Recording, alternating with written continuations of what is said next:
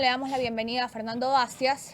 Él es abogado de la Comisión de Derechos Humanos aquí en Guayaquil y está muy al tanto sobre el tema del caso de los 4 niños de las Malvinas. Bienvenido, Fernando. Y para abrir un poco esta entrevista, quisiera preguntarte que dentro del caso como tal, ¿cuál fue el argumento de la parte defensora de los militares para interponer este habeas corpus? Muy buenas tardes con todos. Gracias por la invitación y bueno, el fundamento principal para la presentación del habeas corpus fue la Ley Orgánica de Solidaridad Nacional, particularmente el artículo que señala que hay una prohibición de prisión preventiva para Fuerzas Armadas y para Policía Nacional que actúen en el marco de su deber legal en un contexto de conflicto armado interno. Y evidentemente hay que verlo, digamos, sistemáticamente el contexto.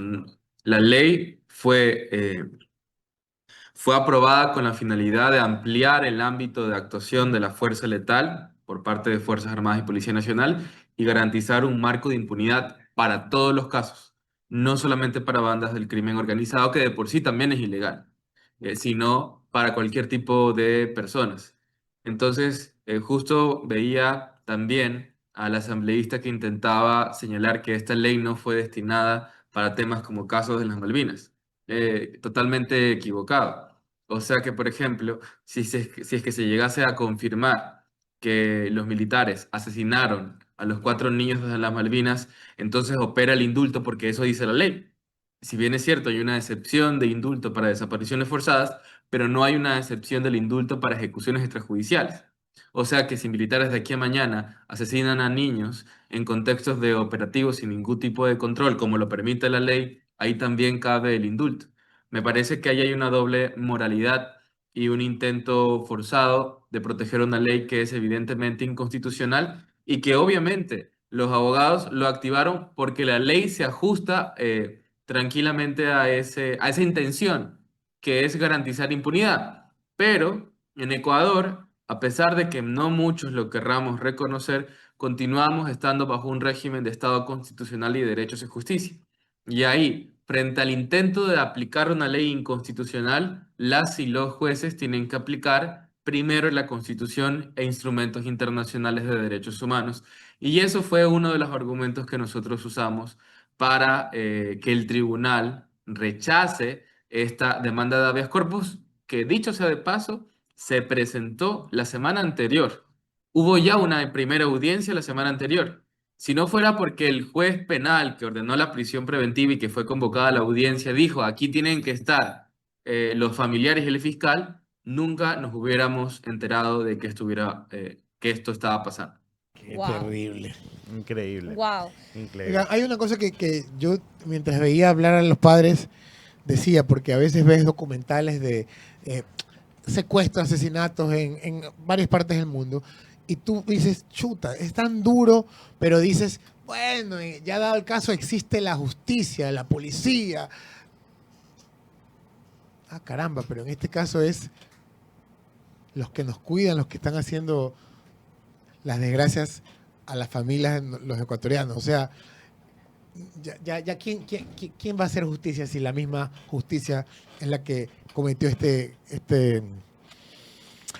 tragedia, este crimen?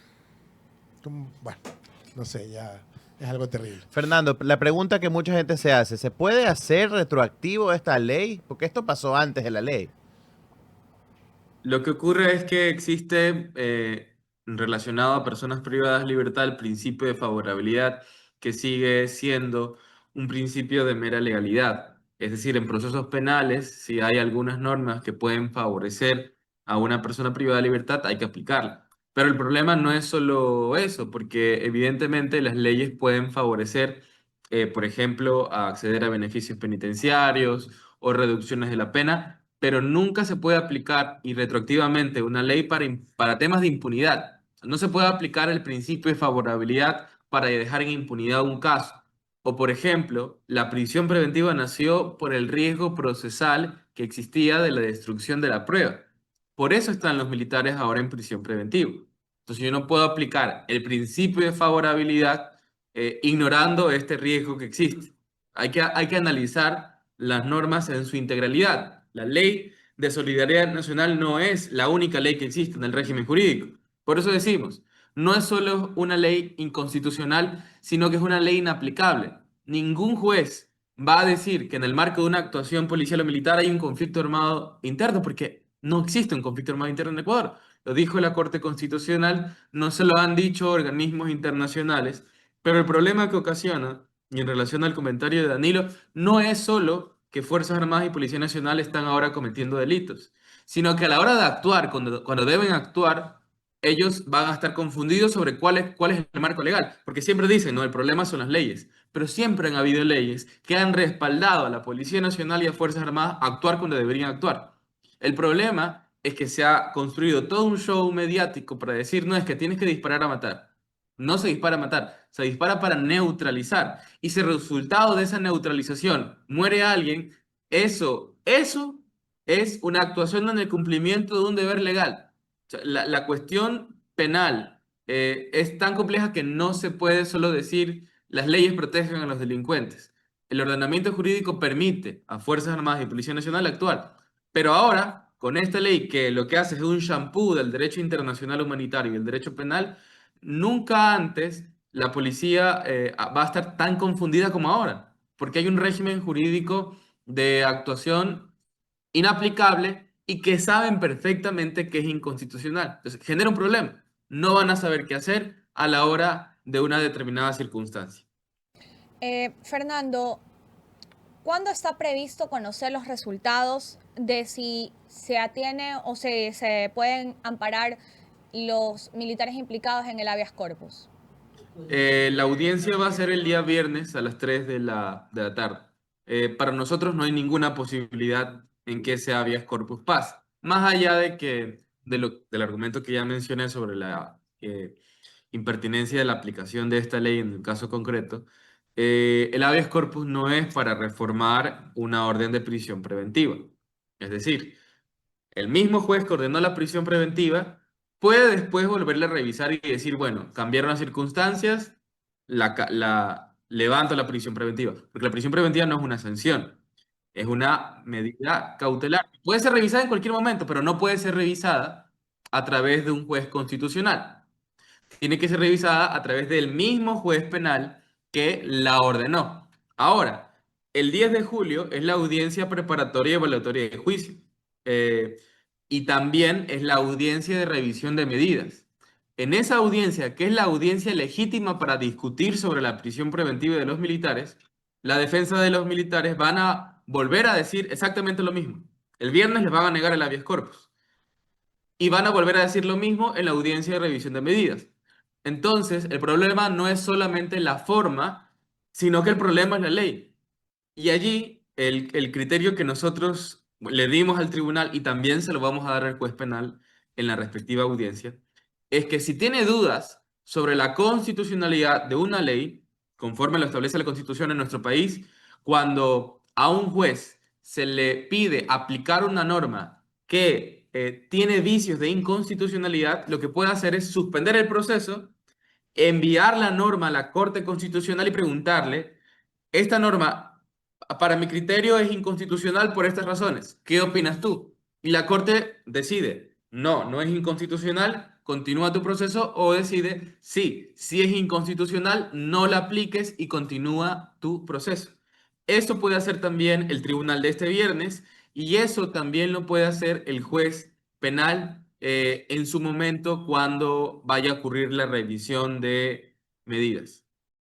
Fernando, ¿ustedes tienen previsto junto con la familia de los niños ejercer presión mediante vocerías o tal vez plantones, tal vez marchas? ¿Tienen previsto otro tipo de medidas como para alertar a la ciudadanía que esto está pasando? Porque quienes navegamos en X o vemos bastante noticias, nos enteramos, pero gran porcentaje de la ciudadanía que en su momento levantó la voz para apoyar a estos padres, para que no quede en la impunidad de este tema, desconocen en este momento que han utilizado esta ley de solidaridad o que pretenden utilizar esta ley de solidaridad los abogados defensores de los militares. El día 10 de julio va a haber un plantón frente de la unidad judicial, porque es la audiencia preparatoria, evaluatoria de juicio, y también es la audiencia de revisión de medidas. Es decir, en esa misma audiencia pueden pasar dos cosas trágicas, que es que no se llame a juicio a los militares o que se les levante la prisión preventiva. Pero también mensualmente, cada 8 de todos los meses en este año, hemos hecho plantones en frente del Mall del Sur. Eh, Plantones en memoria. No plantones en contra de ninguna institución, sino lo que nos interesa es garantizar la memoria, una memoria que se ha destruido aquí por actores políticos y también se ha destruido por instituciones públicas. Y durante una hora entera lo que hacemos es realizar cantos de la cultura afro, que se llama Chigualo, y también colocar velas en ese lugar donde inició la desaparición y posterior ejecución de los 4 niños. Pero, aprovechando también el espacio, animo a pensar el caso de los 4 niños no como un hecho aislado. En el Ecuador, actualmente, hay más de 40 víctimas de desaparición forzada. Nosotros acompañamos jurídicamente a 33. Es decir, el caso de los 4 niños de las Malvinas no es el único. Hay otras familias que tampoco saben dónde se encuentran sus parientes luego de un operativo militar que derivó en una detención. El 25 de junio, la próxima semana, miércoles, en frente de Fiscalía, estas familias, este grupo de familias, van a hacer un plantón por la exigencia de la verdad, justicia y reparación en frente de Fiscalía, porque en algunos casos ya han pasado más de un año y sus familiares siguen sin aparecer. Y Fuerzas Armadas lo que responde es que la información que se está pidiendo es confidencial y reservada. Mío, y ahora con la ley. Qué bonito. Fernando, aquí preguntas del chat. Una es, te voy a hacer las dos de una. La primera es que si están amenazados, he recibido amenazas en este proceso. Y la otra es que si tienen algún plan B en un caso que ocurra una de estas posibilidades catastróficas en las que decías, en el caso de que se les levanten la prisión preventiva, en el caso de que no lleguen a juicio los militares. ¿Cuál sería la acción siguiente de ustedes? Bueno, al ser una acción constitucional de primera instancia, se puede apelar la decisión. Eh, y sobre el tema de las amenazas, recibimos la amenaza directa del ministro de Defensa señalando de que van a investigar a organizaciones. Y bueno, en general, ese es el riesgo siempre de trabajar en temas de defensa de derechos humanos. Sin embargo, hasta ahora no ha habido una amenaza directa que genere algún tipo de riesgo en el trabajo que estamos realizando. Protección policial, hay preguntas en el chat si les han dado. Las familias forman parte del programa de víctimas y testigos. Las diligencias que ellas realizan es en compañía con personal de ese programa. Justo en línea con esto, Fernando, quería consultar, además de este tema de que los familiares pertenecen al programa de víctimas y testigos, ¿cuál ha sido el acompañamiento que ha recibido esta familia o qué ha hecho el Estado por ellos? Porque acabamos de escuchar antes de darle paso a tu entrevista a los papás de 2 de los niños asesinados decir que básicamente ellos están recibiendo terapia psicológica por CEPAM, o sea que no han recibido contención por ningún tipo de institución del Estado en cuanto a tratamiento psicológico o acompañamiento. Inicialmente, los primeros meses hubo algunas instituciones, ni siquiera instituciones, hubo funcionarios públicos por un tema más bien de conciencia, quizá, que se acercaron a las familias. Pero hasta ahora, de no ser por la Fiscalía General del Estado a través de su equipo social y psicológico, nunca han recibido un apoyo integral y adecuado. Si bien es cierto, actualmente reciben apoyo del CEPAN, una organización amiga de la sociedad civil, el Estado no ha respondido adecuadamente. Y esto es resultado también de la apelación que la ministra de Defensa en ese entonces, Mónica Palencia, presentó al habeas corpus que ordenaba una reparación integral, entre ellas una mesa que se iba a dedicar no solamente al caso en concreto, sino que nos tiene que preocupar por qué los militares no están cumpliendo procedimientos cuando se trata de niños, niñas y adolescentes. Y la jueza dijo, hay que corregir eso, porque entonces todos nuestros niños están en riesgo. Todos nuestros hijos, nuestros sobrinos, nuestros hermanos, nuestros nietos están en riesgo de convertirse también en los 4 niños de las Malvinas, porque los militares no están aplicando el procedimiento y nadie está haciendo nada. Y lo que hizo la jueza fue ordenar corregir eso. Y eso no le gustó a la ministra Mónica Palencia y al ministro Giancarlo Lofredo. Algo totalmente incoherente. Pero igual, esa revocatoria de habeas corpus también fue impugnada por nosotros a través de una acción extraordinaria de protección y ahora lo va a conocer la Corte Constitucional. Muy bien, Fernando, acá preguntan, bueno, es un comentario con pregunta, ¿no? Dice, me preocupa el tema humano. ¿Cómo está la mamá de Steven, el chico, el más chiquito de los niños? La señora ni siquiera tenía control de diabetes y se había quedado sin trabajo por estar en estas vigilias. ¿Cómo están los padres de las víctimas? Gracias al apoyo de sociedad civil, a personas que han estado muy sensibilizadas en el tema, las familias puntualmente en algunas circunstancias han recibido algún apoyo. De hecho, en su momento, el municipio de Guayaquil lo manifestó, que iba a haber una articulación institucional para dar una respuesta de ayuda social a ellas y como debería ser, por una obligación institucional, no por un interés partidista, y me parece que eso es importante poner por delante y recalcar. El municipio de Guayaquil como institución pública, representante de todos los guayaquileños, ha tenido una respuesta adecuada en cuanto a ayuda social en este caso, pero por supuesto, inicialmente hubo un nivel de vulnerabilidad bastante grande y es que así se encuentran las víctimas de todas las graves violaciones de derechos humanos. A ellas son las que atacan. Fernando, una última pregunta de mi parte. Escuchamos al papá de dos de los niños asesinados decir que el Estado no se ha hecho presente para ellos y más bien lo que han recibido de parte del Estado es desprestigio a las memorias de sus hijos, a las memorias de los otros dos niños asesinados e incluso a ellos como padres, ¿no? Posterior a todo este tema del juicio, posterior a lo que suceda con estos 16 militares implicados, ¿tienen previsto tomar alguna acción de reparación y de repetición sobre lo que ha hecho el Estado, los ministros, incluso funcionarios de gobierno, al tratar de, no sé, a veces incluso asegurar de que los niños eran delincuentes? Las medidas de reparación que se dispongan dentro del proceso penal tendrán que tomar en cuenta eso.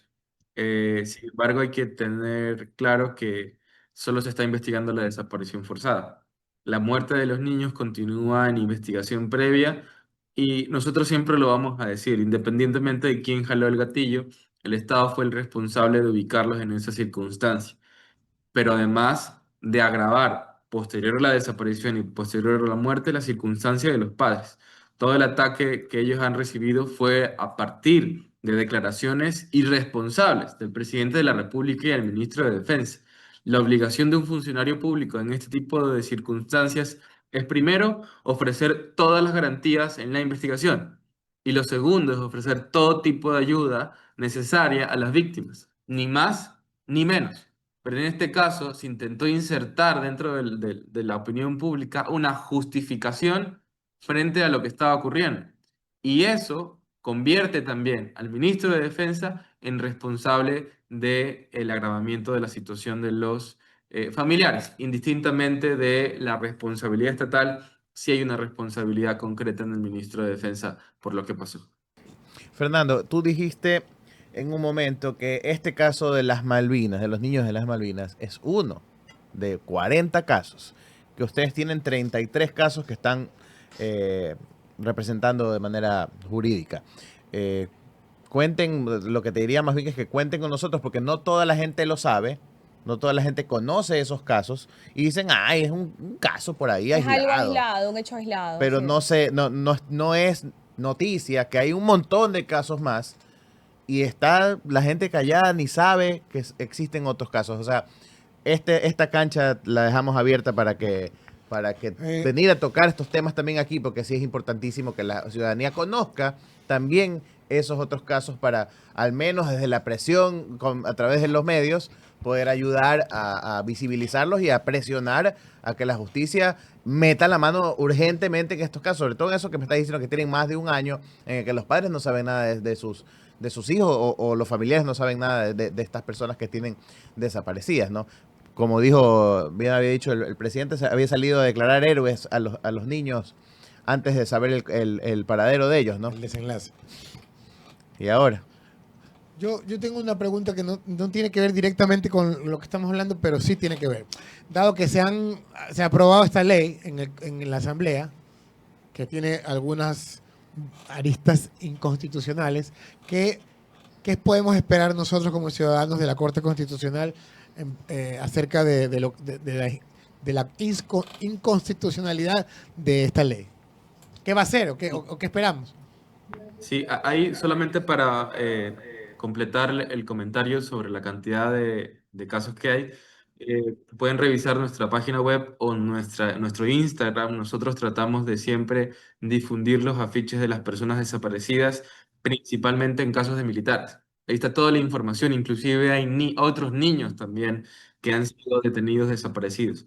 A propósito de qué esperar la Corte es el máximo intérprete y la máxima institución de protección de nuestra Constitución. Sin embargo, la única manera en la que se pueda pronunciar es a través de acciones de inconstitucionalidad.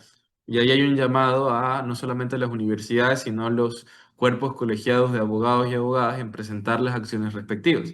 Las organizaciones sociales se encuentran articulándose para presentarla, y ahí la Corte lo que va a tener que hacer inmediatamente es identificar que esta norma pone en peligro a todo el mundo. No solamente pone en peligro a las personas en infracción con la ley, pone en peligro a periodistas, pone en peligro a defensores de derechos humanos, pone en peligro a personas en situación de extrema vulnerabilidad. Y lo primero que tendría que hacer es suspender provisionalmente la norma, porque el uso letal de la fuerza no es cualquier cosa. Peor aún si se deja todo un marco de impunidad después de ello, porque aquí en adelante puede haber un operativo, porque la policía no siempre puede actuar bien, pero justamente para eso son los controles y las regulaciones y las consecuencias. Pero cuando tú dejas o quitas las regulaciones y los controles y también quitas las consecuencias, lo que tengo es todo un Estado que promueve el terrorismo.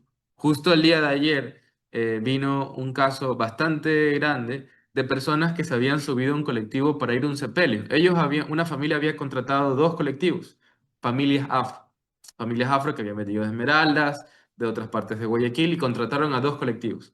Y como no entró la gente en los dos colectivos, las personas que sobraron se subieron a los que pasan habitualmente por la calle.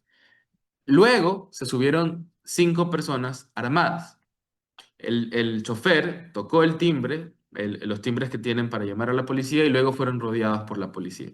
Los señores armados tiraron sus armas al suelo, se bajaron del bus, y lo que hizo la policía primero es ver quiénes eran afro y quiénes tenían la camisa del sepelio, porque supuestamente iban a un sepelio a alguien de la banda de crimen organizado. Y se llevaron a familiares que venían de Esmeraldas, familiares que no tenían las armas, y los pusieron en el delito como tráfico de armas. Y ahora hay 8 personas que no cometieron ningún delito, sino que estaban en camino a velar a un ser querido que están en prisión preventiva en la penitenciaría litoral, que tienen sus propios problemas. Entonces, en buena hora terminó así, con solo detenidos. Y si hubiera terminado, por ejemplo, con ejecuciones, y la policía ubicó a todas estas personas como integrantes del grupo armado organizado. Entonces, claro, es un grupo armado organizado que es susceptible de activación del uso letal, es decir, que le puedo disparar en cualquier momento si es que yo creo que es así, y voy a terminar en la total impunidad. Eso se puede replicar en cualquier circunstancia. Realmente terrible. Te agradecemos, Fernando, por haber estado el día de hoy en nuestro programa. Tienes las puertas abiertas de este espacio. Como lo dijo Alejandro, es importante visibilizar no solamente estos casos que han tenido mayor exposición mediática, sino también aquellos que no han tenido la visibilidad como para ejercer esa presión que es necesaria. Muchísimas gracias. Gracias. un abrazo, A Fernando. ustedes por Gracias. la invitación y muy buena tarde.